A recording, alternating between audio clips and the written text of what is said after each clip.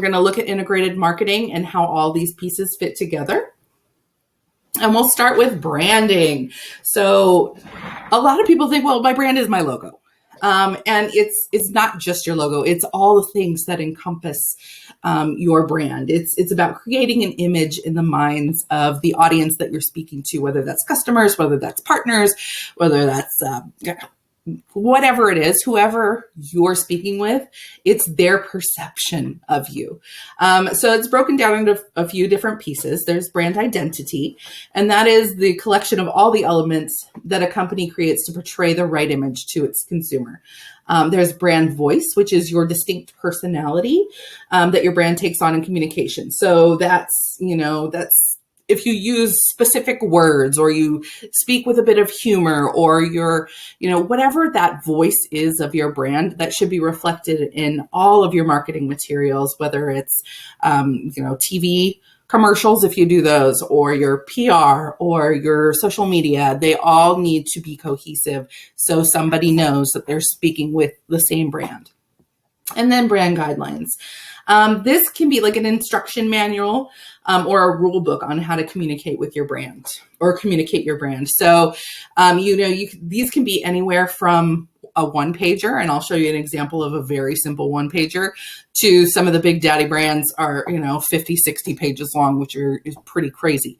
But there's reasons for that. I think most of the time, how I approach it with my clients is if it doesn't hurt the brand and it doesn't hurt anyone else, we can consider it, right? There's some other brands that are much more, they hold much tighter reins on how you can use their brand. And that's up to you really as an organization and your leadership on how tightly or how, loose that you allow your brand to be used. And so here's an example of a one-page brand guidelines. This is what I used for my course.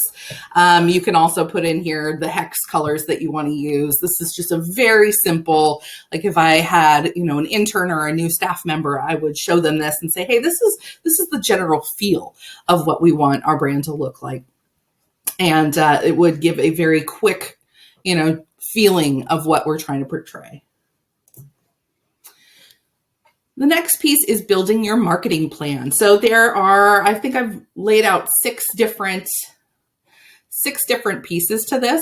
I messed up the numbering, but so building your marketing plan. The first piece of building any marketing plan is to identify business goals. And I'm not talking about marketing goals.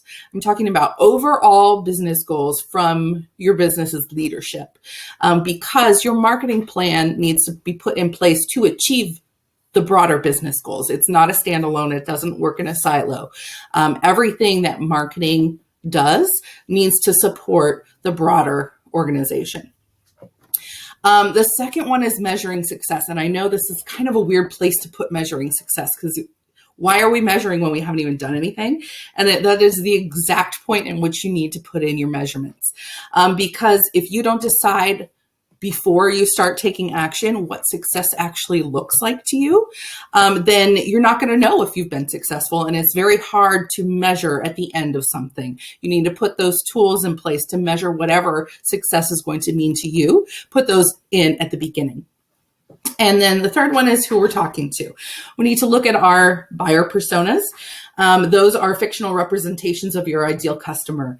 They have, they have demographic data, online behavior, education, speculation about personal histories, motivations, and concerns.